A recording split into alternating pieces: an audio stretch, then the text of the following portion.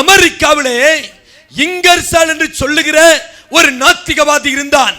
நம்முடைய பெரியார் இந்தியாவிலே நாத்திகவாதி என்றால் இங்கர்சால் இன்டர்நேஷனல் அளவுக்கு எய்திஸ்ட். பெரியாரே இங்கர்சாலுடைய அநேக புஸ்தகத்தை தமிழிலே மொழிபெயர்த்திருக்கிறார். அப்படிப்பட்ட ஒரு பெரிய நாத்திகவாதி இந்த இங்கர்சால். இந்த இங்கர்சாலுக்கு சபையிலே போதகராக இருக்கக்கூடிய ஒரு நண்பர் ஒருவர் இருந்தார். அந்த போதக நண்பர் மரிக்கிற தருவாயிலே இங்கர்சாலை பார்க்கும்படிக்கு ஆசைப்பட்டார். இங்கர்சால் வரவழைக்கப்பட்டான். இங்கர்சால் போதகரை பார்த்து கேட்டார், நண்பரே, நீங்கள் மரிக்கும் தருவாயில் இருக்கிறீர்கள், ஏன் என்னை பார்ப்பதற்கு ஆசைப்பட்டீர்கள்? அதற்கு இங்கர்சால் கேட்டபொழுது அந்த போதகர் சொன்னார், இங்கர்சால், இன்னும் கொஞ்ச நேரத்திலே நான் மரித்து போய்விடுவேன். மரித்து தேவனுடைய ராஜ்யத்திற்கு நான் சென்று விடுவேன். ஒரு நிச்சயம் எனக்கு இருக்கிறது, தேவனுடைய ராஜ்யத்திலே நான் உங்களைத்தான் பார்க்க முடியாது. ஏனென்றால் நீங்கள் தேவனை நம்பவில்லை, தேவன் இல்லை என்று சொல்லுகிறீர்கள், இயேசுவை விசுவாசிக்கவில்லை. ஆகையால் நீங்கள் பரலோகத்திற்கு வர முடியாது.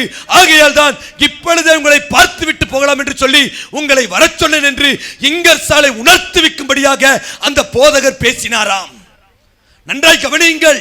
தேவன் இல்லாமல், இயேசுவை விசுவாசிக்காமல், இயேசுவால் கிடைக்கிற பாவ மன்னிப்பை பெற்றுக் கொள்ளாமல் பரலோக ராஜ்யத்திலே எவ்வளவு பெரிய ஞானியாக இருந்தாலும், எவ்வளவு பெரிய அதிகாரமுடையவனாக இருந்தாலும் பரலோகத்திற்குள்ளாக போகவே முடியாது. கொஞ்சம் படைப்பை கவனித்து பாருங்கள். ஒரு மனிதன் படைப்பை உற்று நோக்கினதற்கு பின்னதாக தேவன் இல்லை என்று சொல்லவே முடியாது. தேவன் உண்டாக்கின இந்த பூமியை பாருங்கள், அந்தரத்திலே தொங்கிக் கொண்டிருக்கிறது. இந்த பூமி தானாகவே அந்தரத்திலே தொங்க முடியுமா? இந்த பூமிக்கு வெளிச்சம் கொடுக்கும்படியாக தேவன் உண்டாக்கின சூரியன் எவ்வளவு பெருசு தெரியுமா?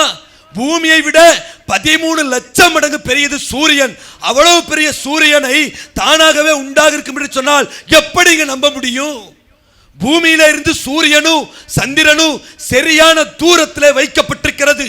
இன்னும் கொஞ்சம் சூரியனும் சந்திரனும் பூமிக்கு அருகாமையிலே வந்தால் பூமி ஒன்றுமில்லாமல் பஸ்பமாகிவிடும்.